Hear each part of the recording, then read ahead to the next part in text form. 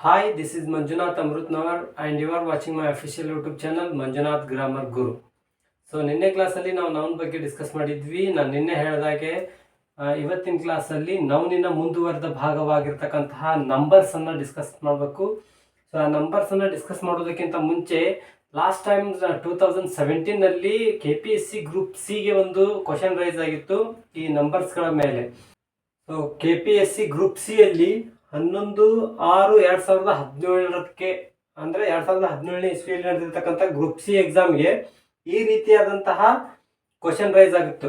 ಮೊದಲೆಲ್ಲ ಯಾವ ರೀತಿ ಕ್ವಶನ್ ಬರ್ತಾ ಇತ್ತು, ABCD ಅಂತ ಹೇಳಿ ಇದರಲ್ಲೇ ಕೊಟ್ಟು ಯಾವುದರಲ್ಲಿ ರಾಂಗ್ ಯಾವುದಾದ್ರೂ ಒಂದನ್ನು ಆಯ್ಕೆ ಮಾಡಲಿಕ್ಕೆ ಹೇಳ್ತಾ ಇದ್ರು. ಬಟ್ ಇವಾಗ ಆ ರೀತಿ ಕ್ವಶನ್ ಬರ್ತಾ ಇಲ್ಲ. ಇವಾಗ ಒಂದರಲ್ಲಿ ಎ ದಲ್ಲಿ 4, ಬಿ ದಲ್ಲಿ 4, ಸಿ ದಲ್ಲಿ 4 ಮತ್ತೆ ಡಿ ಯಲ್ಲಿ 4 ಆಪ್ಷನ್ಗಳನ್ನು ಕೊಟ್ಟು ಯಾವ ಆಪ್ಷನ್ ಅಲ್ಲಿ ಎಲ್ಲವೂ ಸಿಂಗ್ಯುಲರ್ ಇದ್ದಿದ್ದು ಪ್ಲೂರಲ್ ಆಗಿ ಯಾವ ಆಪ್ಷನ್ ಅಲ್ಲಿ ಕರೆಕ್ಟ್ ಆಗಿದೆ ಆ ಆಪ್ಷನ್ ಅನ್ನು ನಾವು ಆಯ್ಕೆ ಮಾಡಬೇಕು. ಸೊ ಇಂತಹ ಸಂದರ್ಭದಲ್ಲಿ ನಮಗೆ ಎಲ್ಲಾ ಶಬ್ದಗಳ ಪ್ಲೂರಲ್ ಫಾರ್ಮ್ ಗೊತ್ತಿರಬೇಕು, ಅದ್ರ ಸಿಂಗ್ಯುಲರ್ ಫಾರ್ಮ್ ಗೊತ್ತಿರಬೇಕು, ಅದು ಪ್ಲೂರಲ್ ಫಾರ್ಮ್ ಅಲ್ಲಿ ಯಾವ ರೀತಿ ಚೇಂಜ್ ಆಗುತ್ತೆ ಅನ್ನೋದ್ರ ಬಗ್ಗೆ ಗೊತ್ತಿರಬೇಕು. ಆಗ ಮಾತ್ರ ಇಂತಹ ಕ್ವಶನ್ಗಳಿಗೆ ನಾವು ಆನ್ಸರ್ ಮಾಡಲಿಕ್ಕೆ ಸಾಧ್ಯ. ಇದು 2017ರಲ್ಲಿ ಕೇಳಿರುವಂತದ್ದು. ಬಟ್ ಇವಾಗ ರೀಸೆಂಟ್ ಆಗಿ ಇದೇ ಕ್ವಶನ್ ಅನ್ನ ಯಾವ ರೀತಿ ಕೇಳ್ತಾ ಇದ್ದಾರೆ ಅಂದ್ರೆ, ಈ ರೀತಿ ಕ್ವಶನ್ ಕೊಡ್ತಾರೆ, ಕೊಟ್ಟು ಮತ್ತೆ ಇಲ್ಲಿ A option, B option, C option, D option ಅಂತ ಕೊಟ್ಟು ಎ ದಲ್ಲಿ 1 ಮತ್ತು 2, ಬಿ ಯಲ್ಲಿ 2 ಮತ್ತು 3, ಸಿ ಯಲ್ಲಿ 3 ಮತ್ತು 4, ಡಿ ಯಲ್ಲಿ ಮೇಲಿನ ಎಲ್ಲವೂ ಅಂತ ಈ ರೀತಿಯಾಗಿನೂ ಕೊಡುವಂತ ಸಾಧ್ಯತೆ ಇರುತ್ತೆ. ಸೊ ಅದಕ್ಕಾಗಿ ನಮಗೆ ಪ್ರತಿ ಶಬ್ದದ ಪ್ಲೂರಲ್ ಫಾರ್ಮ್ ಏನಾಗುತ್ತೆ ಅನ್ನೋದು ಗೊತ್ತಿದ್ರೆ ಮಾತ್ರ ಇಂತಹ ಕ್ವಶನ್ ಅನ್ನು ನಾವು ಈಸಿಯಾಗಿ ಬಿಡಿಸಬಹುದು. ಸೊ ಅದಕ್ಕೆ ಒಂದಷ್ಟು ಟ್ರಿಕ್ಸ್ ಇದೆ, ನಾ ಟ್ರಿಕ್ಸ್ ಅನ್ನ ಈ ಕ್ಲಾಸ್ ಅಲ್ಲಿ ತಿಳಿಸ್ಕೊಡ್ತೇನೆ. ಈ ಕ್ವಶನ್ ಅನ್ನ ದಯವಿಟ್ಟು ನೋಟ್ ಮಾಡ್ಕೊಳ್ಳಿ. ಲಾಸ್ಟ್ ಅಲ್ಲಿ ಇದಕ್ಕೆ ಯಾವ್ದು ಆನ್ಸರ್ ಆಗುತ್ತೆ ಅಂತ ನೀವೇ ಹೇಳ್ಬೇಕು. ಯಾಕಂದ್ರೆ ನಾನು ಇದರಲ್ಲಿ ಬರ್ತಕ್ಕಂತ ಎಲ್ಲಾ ವರ್ಡ್ಗಳಿಗೂ ಕೂಡ ಒಂದೊಂದು ಟ್ರಿಕ್ಸ್ ಇದೆ. ಅಂತ ಟ್ರಿಕ್ಸ್ ನಿಮ್ಗೆ ಹೇಳ್ಕೊಡ್ತೀನಿ. ಅದರ ಆಧಾರದ ಮೇಲೆ ನೀವು ಇದರಲ್ಲಿ ಯಾವುದು ಸರಿಯಾದ ಆನ್ಸರ್ ಆಗುತ್ತೆ ಅಂತ ಕಮೆಂಟ್ ಮಾಡಿ. ಓಕೆ, ಸಿಂಗ್ಯುಲರ್ ಮತ್ತೆ ಪ್ಲೂರಲ್ ಅಂತ ಬಂದಾಗ ಬೇಸಿಕ್ ಆಗಿ ನೋಡುವುದಾದ್ರೆ ನಾಮಪದಗಳು ಅಥವಾ ನೌನ್ಗಳಿಗೆ ನಾವು ಎಸ್ ಅನ್ನ ಆಡ್ ಮಾಡಿದ್ರೆ ಅದು ಪ್ಲೂರಲ್ ಆಗುತ್ತೆ. ಕಾಮನ್ ಆಗಿ ಸಿಂಗ್ಯುಲರ್ ಅಲ್ಲಿ ಇರತಕ್ಕಂತ ನೌನ್ಗಳಿಗೆ ನಾವು ಎಸ್ ಅನ್ನ ಆಡ್ ಮಾಡೋದ್ರಿಂದ ಅದನ್ನ ಪ್ಲೂರಲ್ ಮಾಡ್ತೇವೆ. ಫಾರ್ ಎಕ್ಸಾಂಪಲ್ ಚೇರ್ ಅಂತ ಇರುತ್ತೆ, ಅದನ್ನ ಪ್ಲೂರಲ್ ತಗೊಂಡು ಹೋಗ್ಬೇಕಿದ್ರೆ ಎಸ್ ಆಡ್ ಮಾಡ್ತೀವಿ, ಚೇರ್ಸ್ ಆಗತ್ತೆ, ಅದು ಪ್ಲೂರಲ್ ಆಗುತ್ತೆ. ಅದೇ ತರ ಟೇಬಲ್ ಇದ್ದದನ್ನ ಟೇಬಲ್ಸ್ ಮಾಡ್ತೀವಿ, ಪೆನ್ ಅಂತ ಇದ್ದದನ್ನ ಪೆನ್ಸ್ ಮಾಡ್ತೀವಿ. ಸೊ ಈ ರೀತಿ ಒಂದು ನಾಮಪದಕ್ಕೆ ನಾವು ಎಸ್ ಅನ್ನ ಆಡ್ ಮಾಡಿದಾಗ ಅದು ಪ್ಲೂರಲ್ ಫಾರ್ಮ್ ಆಗುತ್ತೆ. ಬಟ್ ಅದು ಬಿಟ್ಟು ಒಂದಷ್ಟು ನಾಮಪದಗಳು ಈ ರೀತಿಯಾಗಿ ಬರುತ್ತೆ. ಈ ರೀತಿಯಾಗಿ ಬಂದಾಗ ಅದನ್ನು ಪ್ಲೂರಲ್ ಫಾರ್ಮ್ ಯಾವ ರೀತಿ ಮಾಡ್ಬೇಕಂತ ಹೇಳಿದ್ರೆ, the word ends with CH, SH, SS, S and X. ಯಾವ ಶಬ್ದವು CH ಇಂದ, SH ಇಂದ, SS ಇಂದ, S ಇಂದ ಮತ್ತು X ಇಂದ ಎಂಡ್ ಆಗ್ತಾ ಇದೆ ಅಲ್ವಾ, ಅದನ್ನ ಪ್ಲೂರಲ್ ಫಾರ್ಮ್ ತಗೊಂಡು ಹೋಗ್ಬೇಕಿದ್ರೆ ಅದ್ರ ಮುಂದ್ಗಡೆ ನಾವು ಎಕ್ಸ್ಟ್ರಾ ಒಂದು ವರ್ಡ್ ಅನ್ನ ಆಡ್ ಮಾಡಬೇಕು. ES ಅಂತಕ್ಕಂಥದ್ದನ್ನ ಆಡ್ ಮಾಡಿದ್ರೆ ಅದು ಪ್ಲೂರಲ್ ಫಾರ್ಮ್ ಆಗುತ್ತೆ. ಸೊ ಇಲ್ಲಿ ನೋಡ್ರಿ, ಇಲ್ಲಿ CH ಇಂದ ಎಂಡ್ ಆಗ್ತಾ ಇದೆ, ಮುಂದೆ ನಾವು ಅದಕ್ಕೆ ES ಅನ್ನ ಆಡ್ ಮಾಡ್ತಾ ಇದೀವಿ, ಬ್ಯಾಚಸ್ ಆಗ್ತಾ ಇದೆ. ಇಲ್ಲೂ SH ಇಂದ ಎಂಡ್ ಆಗ್ತಾ ಇದೆ, ಅದಕ್ಕೆ ನಾವು ES ಅನ್ನ ಆಡ್ ಮಾಡ್ತಾ ಇದೀವಿ, ಸೊ ಅದು ಬ್ರಷಸ್ ಆಗ್ತಾ ಇದೆ. ಇಲ್ಲಿ ಗ್ಲಾಸ್ ಅನ್ನೋದು SS ಇಂದ ಎಂಡ್ ಆಗ್ತಾ ಇದೆ, ಅದಕ್ಕೆ ನಾವು ES ಅನ್ನ ಆಡ್ ಮಾಡಿ ಗ್ಲಾಸಸ್ ಮಾಡಿದೀವಿ. ಇಲ್ಲಿ ಬಸ್ ಅನ್ನೋದು ಸಿಂಗಲ್ S ಇಂದ ಎಂಡ್ ಆಗ್ತಾ ಇದೆ, ಅದನ್ನೇ ಪ್ಲೂರಲ್ ತಂದಾಗ ನಾವು ES ಅನ್ನ ಆಡ್ ಮಾಡಿ ಬಸ್ಸಸ್ ಅಂತ ಹೇಳ್ತಾ ಇದೀವಿ. ಫಾಕ್ಸ್ ಅಂತ ಹೇಳಿದಾಗ X ಇದೆ, ಸೊ ಅದನ್ನ ಪ್ಲೂರಲ್ ಫಾರ್ಮ್ ತಂದಾಗ ಅದ್ರ ಮುಂದ್ಗಡೆ ES ಅನ್ನ ಆಡ್ ಮಾಡಿ ಫಾಕ್ಸಸ್ ಅಂತ ಹೇಳ್ತಾ ಇದ್ದೀವಿ. ಸೊ ಈ ಶಬ್ದವನ್ನ ಆಧಾರವಾಗಿಟ್ಕೊಂಡು ಆಗಲೇ ತೋರಿಸಿರ್ತಕ್ಕಂತಹ KPSC ಯಲ್ಲಿ ಬಂದಿರುವ ಕ್ವಶನ್ ಅಲ್ಲಿ ಇದೇ ತರದ ಒಂದು ವರ್ಡ್ ಇದೆ, ಅದನ್ನ ನೀವು ಪ್ಲೂರಲ್ ಮಾಡಿ, ಇದನ್ನೇ ಆಧಾರವಾಗಿಟ್ಕೊಂಡು ಅದನ್ನ ಪ್ಲೂರಲ್ ಮಾಡಿ, ಸರಿನಾ? ಸೆಕೆಂಡ್ ಟ್ರಿಕ್ಸ್ ಏನಂತ ಹೇಳಿದ್ರೆ, ಯಾವ ನಾಮಪದ ಅಥವಾ ಯಾವ ನೌನ್ Y ಇಂದ ಎಂಡ್ ಆಗ್ತಾ ಇದೆಯೋ ಅದಕ್ಕೆ ನಾವು ಪ್ಲೂರಲ್ ಫಾರ್ಮ್ ಗೆ ತಗೊಂಡು ಹೋಗ್ಬೇಕಾದ್ರೆ ಆ Y ಅನ್ನ ತೆಗೆದು IES ಅನ್ನುವಂತಹ ವರ್ಡ್ ಅನ್ನ ಅಥವಾ IES ಅನ್ನುವಂತಹ ಲೆಟರ್ಸ್ ಅನ್ನ ಹಾಕಿ ಪ್ಲೂರಲ್ ಫಾರ್ಮ್ ಅನ್ನ ಮಾಡಬಹುದು. ಫಾರ್ ಎಕ್ಸಾಂಪಲ್ ಆರ್ಮಿ ಅಂತಕ್ಕಂತಹ ಶಬ್ದದಲ್ಲಿ ಲಾಸ್ಟಿಗೆ Y ಇಂದ ಎಂಡ್ ಆಗ್ತಾ ಇದೆ, ಸೊ ಅದನ್ನ ಪ್ಲೂರಲ್ ಫಾರ್ಮ್ ತಗೊಂಡು ಹೋದಾಗ Y ಅನ್ನ ತೆಗೆದು IES ಅನ್ನ ಹಾಕಿ ಆರ್ಮೀಸ್ ಅಂತ ಹೇಳಿ ಪ್ಲೂರಲ್ ಫಾರ್ಮ್ ಅಲ್ಲಿ ಮಾಡ್ತಿದೀವಿ. ಸೊ ಅದೇ ರೀತಿ ಫ್ಯಾಮಿಲಿ ಅನ್ನುವ ವರ್ಡ್ Y ಇಂದ ಎಂಡ್ ಆಗ್ತಾ ಇದೆ, ಸೊ ಇಲ್ಲಿ ಆ Y ಅನ್ನ ಎಡಿಟ್ ಅಥವಾ ಡಿಲೀಟ್ ಮಾಡಿ IES ಅನ್ನ ಹಾಕಿ ಫ್ಯಾಮಿಲೀಸ್ ಅಂತ ಮಾಡ್ತಾ ಇದೀವಿ. ಅದೇ ರೀತಿ ಕಾಪಿ, ಕಾಪೀಸ್, ಆಮೇಲೆ ಸಿಟಿ, ಸಿಟೀಸ್, ಬಟ್ ಈ ರೀತಿಯಾಗಿ ಇರ್ತಕ್ಕಂಥವುಗಳನ್ನ ಪ್ಲೂರಲ್ ಫಾರ್ಮ್ ತಗೊಂಡು ಹೋಗ್ಬೇಕಾದ್ರೆ ವಾಯ್ ಅನ್ನ ತೆಗೆದು IS ಅಂತ ಹಾಕಿದ್ವಿ. ಅದೇ ಒಂದಷ್ಟು ಶಬ್ದಗಳನ್ನ ಇಲ್ಲಿ ಕೆಳಗಡೆ ಕೊಟ್ಟಿದ್ದೀವಿ. ಆ ಕೆಳಗಡೆ ಕೊಟ್ಟಿರ್ತಕ್ಕಂಥ ಶಬ್ದವೂ ಕೂಡ ಏನಾಗ್ತಾ ಇದೆ, ಲಾಸ್ಟಿಗೆ ವಾಯ್ ಇಂದ ಎಂಡ್ ಆಗ್ತಾ ಇದೆ. ಸೊ ವಾಯ್ ಇಂದ ಎಂಡ್ ಆಗ್ತಾ ಇದ್ರೆ ನಾವೇನ್ ಹೇಳಿದ್ವಿ, IS ಅನ್ನ ಹಾಕ್ಬೇಕು ಅಂತ ಹೇಳಿದ್ವಿ. ಬಟ್ ಇಲ್ಲಿ IS ಅನ್ನ ಹಾಕದೇನೆ ವಾಯ್ ಮುಂದ್ಗಡೆ ಸಿಂಪಲ್ ಆಗಿ ಎಸ್ ಅನ್ನ ಹಾಕಿದೀವಿ. ಸೊ ಏನು ಇದಕ್ಕೆ ಏನ್ ಡಿಫ್ರೆನ್ಸ್, ಯಾಕೆ ಈ ರೀತಿ ಆಗ್ತಾ ಇದೆ ಅಂತ ಹೇಳಿದ್ರೆ, ಯಾವುದೇ ನೌನಲ್ಲಿ ವಾಯ್ ಅನ್ನೋದು ಕಾನ್ಸೋನೆಂಟಿನ ಮುಂದ್ಗಡೆ ಬಂದ್ರೆ, ಇದು ಕಾನ್ಸೋನೆಂಟ್, ಇದು ಎಲ್ ಅನ್ನೋದು ಕಾನ್ಸೋನೆಂಟ್, ಪಿ ಅನ್ನೋದು ಕಾನ್ಸೋನೆಂಟ್, ಟಿ ಅನ್ನೋದು ಕಾನ್ಸೋನೆಂಟ್ಸ್. ಸೊ ಓವೆಲ್ ಮತ್ತು ಕಾನ್ಸೋನೆಂಟ್ಸ್ ಅದಲ್ವಾ, ಎದಿಂದ ಜೆಡ್ ವರೆಗೂ 26 ಅಕ್ಷರಗಳಲ್ಲೂ ಓವೆಲ್ಸ್ 5 ಬರುತ್ತೆ, ಕಾನ್ಸೋನೆಂಟ್ 21 ಕಾನ್ಸೋನೆಂಟ್ಸ್ ಆದ್ರೆ. ಸೊ ಆ 21 ಕಾನ್ಸೋನೆಂಟ್ಸ್ ಏನಿದೆ ಅಲ್ವಾ, ಆ ಕಾನ್ಸೋನೆಂಟ್ಸ್ ಗಳ ಪಕ್ಕದಲ್ಲಿ ವಾಯ್ ಅಂತ ಬಂದ್ರೆ ಅವಾಗ ನಾವು ಅದನ್ನ ತೆಗೆದು IS ಅನ್ನ ಹಾಕ್ಬೇಕು. ಅದೇ ವಾಯಿ ಓವೆಲ್ಸ್ ಗಳ ಮುಂದ್ಗಡೆ ಬಂದ್ರೆ ಅದನ್ನ ತೆಗಿಯೋ ಹಾಗಿಲ್ಲ.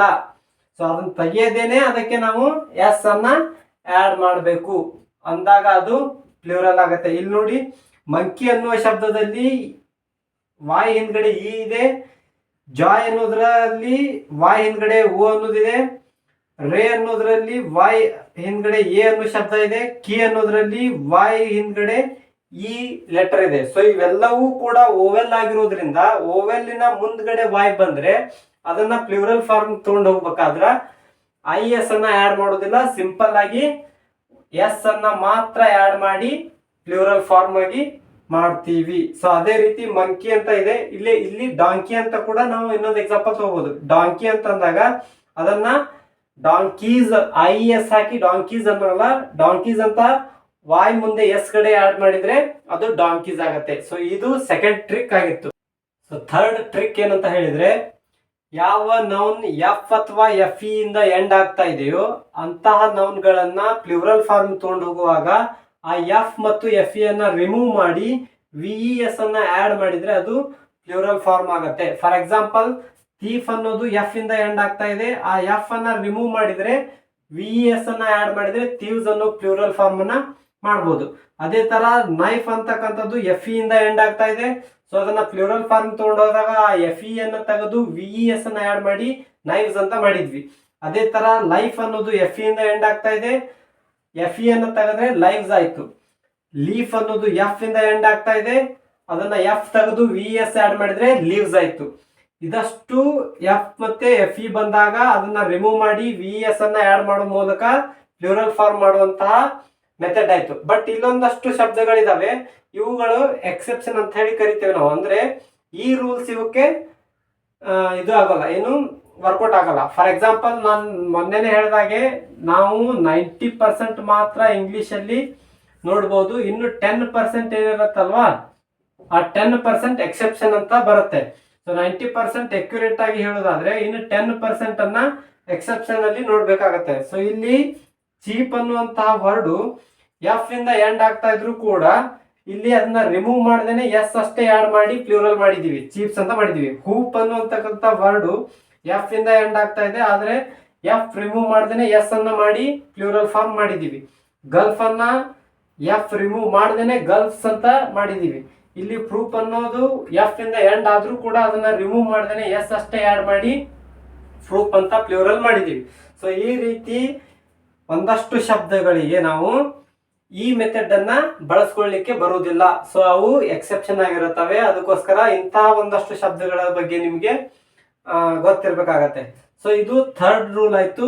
ಸೊ ಫೋರ್ತ್ ಟ್ರಿಕ್ ಏನಂತ ಹೇಳಿದ್ರೆ, ಯಾವ ನೌನ್ ಓ ಇಂದ ಎಂಡ್ ಆಗ್ತಾ ಇದೆಯೋ ಅಂತದನ್ನ ಪ್ಲೂರಲ್ ಫಾರ್ಮಿಗೆ ತಗೊಂಡು ಹೋದಾಗ ಅದಕ್ಕೆ ES ಅನ್ನ ಆಡ್ ಮಾಡಿದ್ರೆ ಅದು ಪ್ಲೂರಲ್ ಫಾರ್ಮ್ ಆಗುತ್ತೆ. ಫಾರ್ ಎಕ್ಸಾಂಪಲ್, ಬಫೆಲೋ ಅನ್ನುವಂತಹ ವರ್ಡ್ ಅಲ್ಲಿ ಓ ಇಂದ ಎಂಡ್ ಆಗ್ತಾ ಇದೆ, ಸೊ ಅದನ್ನ ಪ್ಲೂರಲ್ ಫಾರ್ಮ್ ತಗೊಂಡೋದಾಗ ಅದಕ್ಕೆ ES ಅನ್ನೋದನ್ನ ಆಡ್ ಮಾಡಿದೀವಿ, ಬಫೆಲೋಸ್ ಆಯ್ತು. ಇಲ್ಲಿ ಹೀರೋ ಅನ್ನೋದಕ್ಕೆ ES ಅನ್ನ ಆಡ್ ಮಾಡ್ತಾ ಇದೀವಿ, ಹೀರೋಸ್ ಆಯ್ತು. ಮ್ಯಾಂಗೋ ಅನ್ನೋದಕ್ಕೆ ES ಅನ್ನ ಆಡ್ ಮಾಡ್ತಾ ಇದೀವಿ, ಮ್ಯಾಂಗೋಸ್ ಆಯ್ತು. ಮಾಸ್ಕಿಟೋ ಅನ್ನೋದಕ್ಕೆ ES ಅನ್ನ ಆಡ್ ಮಾಡ್ತಾ ಇದೀವಿ, ಮಾಸ್ಕಿಟೋಸ್ ಆಯ್ತು. ಬಟ್ ಎಕ್ಸೆಪ್ಷನ್ಸ್ ಕೂಡ ಇದರಲ್ಲೂ ಇದೆ.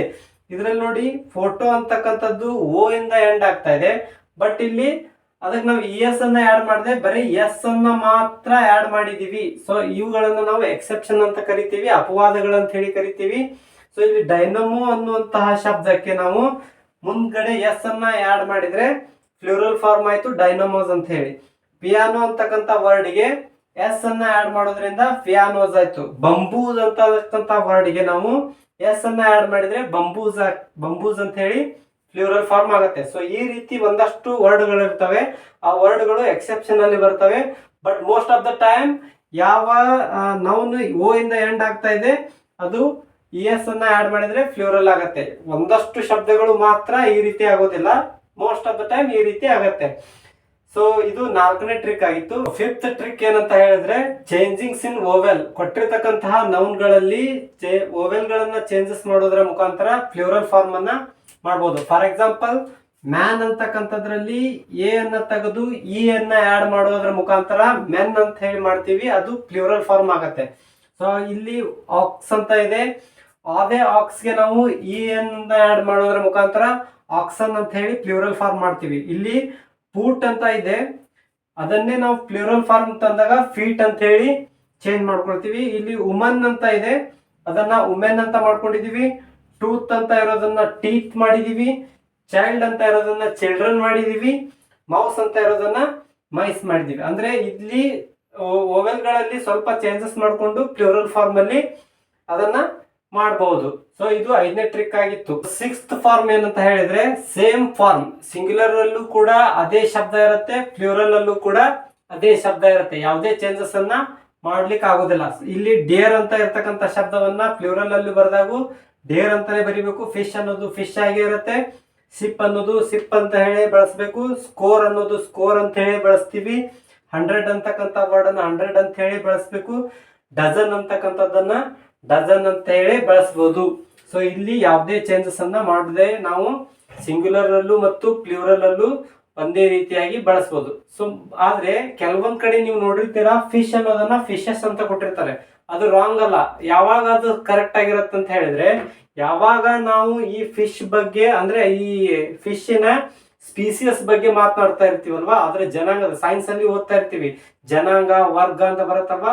ಸೊ ಅಂತ ಸ್ಪೀಸಿಯಸ್ ಬಗ್ಗೆ ಮಾತನಾಡುವಾಗ, ಈ ಫಿಶ್ನ ಸ್ಪೀಸಿಯಸ್ ಬಗ್ಗೆ ಮಾತನಾಡುವಾಗ ಮಾತ್ರ ನಾವು ಅದನ್ನ ಫಿಶಸ್ ಅಂತ ಹೇಳಿ ಪ್ಲೂರಲ್ ಫಾರ್ಮ್ ಅಂತ ಹೇಳಿ ಮಾಡ್ಕೋಬಹುದು. ಅದು ಬಿಟ್ರೆ ಬಾಕಿ ಎಲ್ಲಾ ಸಂದರ್ಭದಲ್ಲೂ ಕೂಡ ನಾವು ಅದನ್ನ ಪ್ಲೂರಲ್ ಫಾರ್ಮ್ ಅಲ್ಲೂ ಕೂಡ ಫಿಶ್ ಅಂತ ಹೇಳಿ ಕರಿತೀವಿ. ಇಲ್ಲೊಂದು ನಾನು ಹಂಗೆ ನಿಮ್ಗೆ ಎಕ್ಸಾಂಪಲ್ ತಗೊಳ್ಳೋದಾದ್ರೆ ಅ ಡಜನ್ ಅಂತ ಹೇಳಿ ಬರೀತೇನೆ. ಅ ಡಜನ್ ಅನ್ನೋದು ಏನ್ ಸೂಚಿಸುತ್ತೆ, 1 ಡಜನ್ ಅಂತ ಸೂಚಿಸುತ್ತೆ. ನನಗೆ 2 ಡಜನ್ ಬೇಕಾಗಿದ್ದು, ಹಾಗಾದ್ರೆ 2 ಡಜನ್ಸ್ ಅಂತ ಬರೆಯೋ ಹಾಗಿಲ್ಲ, 2 ಡಜನ್ಸ್ ಅಂತ ಬರೆಯೋ ಹಾಗಿಲ್ಲ. ನನಗೆ 2 ಡಜನ್ ಬೇಕಾಗಿದೆ ಅಂತ ಹೇಳಿ ನಾವು ಇದನ್ನ ಪ್ಲೂರಲ್ ಮಾಡ್ತೀವಿ ಅಂದ್ರೆ ಅದು ರಾಂಗ್ ಆಗತ್ತೆ. ಅದನ್ನ ಈ ರೀತಿ ಬರೆಯೋ ಹಾಗಿಲ್ಲ, ಅದನ್ನ ಈ ರೀತಿನೇ ಬರಿಬೇಕು. 2 ಡಜನ್ ಅಂತ ಹೇಳಿನೇ ಬರಿಬೇಕು. ಅದಕ್ಕೆ ಎಸ್ ಅಥವಾ ಎಸ್ ಅನ್ನ ಯಾವುದನ್ನು ಆಡ್ ಮಾಡುವಂತಹ ಅವಶ್ಯಕತೆ ಇರೋದಿಲ್ಲ. ಯಾಕಂದ್ರೆ ಇದು ಸಿಂಗ್ಯುಲರ್ ಅಲ್ಲೂ ಕೂಡ ನಾವು ಅದೇ ತರ ಬಳಸ್ತೀವಿ, ಪ್ಲೂರಲ್ ಅಲ್ಲೂ ಕೂಡ ನಾವು ಅದೇ ತರ ಬಳಸ್ತೀವಿ. ಇದು ರಾಂಗ್ ಆಗಿರುತ್ತೆ. ಸಿಂಗ್ಯುಲರ್ ಅಂತ ಬಂದಾಗ ಅ ಡಜನ್ ಅಂತ ಹೇಳಿ ಬಳಸ್ತೀವಿ, ಪ್ಲೂರಲ್ ಅಂತ ಬಂದಾಗ 2 ಡಜನ್ 3 ಡಜನ್ 4 ಡಜನ್ ಅಂತ ಹೇಳಿ ಬಳಸ್ತೀವಿ. ಅದೇ ರೀತಿ 1000 ಅಂತ ಇದೆ, 100 ಅಂತ ಇರುತ್ತೆ. ಇವೆಲ್ಲ ಶಬ್ದಗಳನ್ನು ನಾವು ಆಸ್ ಇಟ್ ಈಸ್ ಆಗಿ ಬಳಸ್ತಾ ಹೋಗ್ಬೇಕು. ಇಲ್ಲಿ ನೋಡಿ ಡಿಯರ್ ಅಂತ ಇದೆ. So I saw a dear ಅಂತ ಹೇಳಿ ಕರಿತೇವೆ. I saw a dear. So ಇದನ್ನ ಒಂದೇ ನೋಡಿದಾಗ ನಾವೊಂದು ಜಿಂಕೆಯನ್ನ ನೋಡಿದ್ದೆ ಅಂತ ಹೇಳಿ ಬರದೆ. ಅದೇ ನಾನು ಒಂದು 2-3 ಜಿಂಕೆಗಳನ್ನು ನೋಡಿದ್ದೀನಿ ಅಂತ ಹೇಳಿ ಐ ಸಾ 3 ಟಿಯರ್ಸ್ ಅಂತ ಬರೆಯೋಗಿಲ್ಲ. ಸೊ ಆ ರೀತಿ ಬರೆದ್ರೆ ಅದು ರಾಂಗ್. ಈ ಎಸ್ ಅನ್ನ ಆಡ್ ಮಾಡೋ ಹಾಗಿಲ್ಲ. ನಾವು ಎಷ್ಟೇ ನೋಡಿದ್ರು ಕೂಡ ಇಷ್ಟೇ ಡಿಯರ್ ಅಂತಾನೆ ಬರಿಬೇಕು ವಿನಃ ಈ ಎಸ್ ಅನ್ನ ಆಡ್ ಮಾಡೋ ಹಾಗಿಲ್ಲ. ಸೊ ಇಂಥದ್ದನ್ನೇ ನಿಮಗೆ ಎರರ್ ಐಡೆಂಟಿಫಿಕೇಶನ್ ಅಲ್ಲಿ ಕೊಡುವಂತ ಸಾಧ್ಯತೆ ಇರುತ್ತೆ. ಸೊ ಇದು 6ನೇ ಟ್ರಿಕ್ಸ್ ಆಗಿತ್ತು. So this is all about singular and plural. So singular plural ಇಷ್ಟಕ್ಕೆ ಮುಗೀತಾ? ನೋ, ಪಿಕ್ಚರ್ ಅಭಿ ಬಾಕಿ ಹೈ ಮೇರೆ ದೋಸ್ತ್. ಪಾರ್ಟ್ 2 ಅಂದರೆ ನೆಕ್ಸ್ಟ್ ಕ್ಲಾಸಲ್ಲಿ ನಾನು ಸೆಂಟ್ರಲ್ ಗೌರ್ಮೆಂಟಲ್ಲಿ ಸಿಂಗ್ಯುಲರ್ ಮತ್ತು ಪ್ಲೂರಲ್ ಮೇಲೆ ಯಾವ ರೀತಿ ಕ್ವಶನ್ ಅನ್ನ ರೈಸ್ ಮಾಡ್ತಾರೆ ಅನ್ನೋದನ್ನ ತಿಳಿಸ್ಕೊಡ್ತೀನಿ. ಸೊ ಇವತ್ತೇನು ಡಿಸ್ಕಸ್ ಮಾಡಿದೀವಲ್ವಾ, ಈ ಎಲ್ಲವೂ ಎಲ್ಲ ವರ್ಡ್ಸ್ಗಳು ಕೂಡ ನಮ್ಮ ಸ್ಟೇಟ್ ಗೌರ್ಮೆಂಟ್ ಅಲ್ಲಿ ನಡೆಸ್ತಕ್ಕಂಥ ಎಕ್ಸಾಮ್ಗಳಲ್ಲಿ ಕೇಳಿರ್ತಕ್ಕಂಥ ಮೋಸ್ಟ್ ಆಫ್ ದ ಟೈಮ್ ಕೇಳಿರ್ತಕ್ಕಂತಹ ಶಬ್ದಗಳೇ ಆಗಿದ್ವು. ಇನ್ನ ನನ್ನ ಒಂದು ರಿಕ್ವೆಸ್ಟ್ ಏನಂತ ಹೇಳಿದ್ರೆ, ದಯವಿಟ್ಟು ಈ ಕ್ಲಾಸ್ ಏನ್ ಮಾಡ್ತೀವಲ್ವಾ ಅದನ್ನ ನೋಟ್ಸ್ ಮಾಡಿ ಇಟ್ಕೊಳ್ಳಿ, ಅಂದ್ರೆ ಅದು ನಿಮ್ಗೆ ತುಂಬಾ ಹೆಲ್ಪ್ ಆಗತ್ತೆ. ಆಮೇಲೆ ಮೊದಲಿಗೆ ನಾನು ಕ್ಲಾಸ್ ಪ್ರಾರಂಭ ಆದ ತಕ್ಷಣನೇ ನಿಮಗೊಂದು KPSC ಅಲ್ಲಿ ಕೇಳಿರ್ತಕ್ಕಂತಹ ಒಂದು ಕ್ವಶನ್ ಅನ್ನ ಕೊಟ್ಟಿದ್ದೆ. ಆ ಕ್ವಶನ್ಗೆ ಆನ್ಸರ್ ಮಾಡಿ ಅಂತ ಹೇಳಿದ್ದೆ.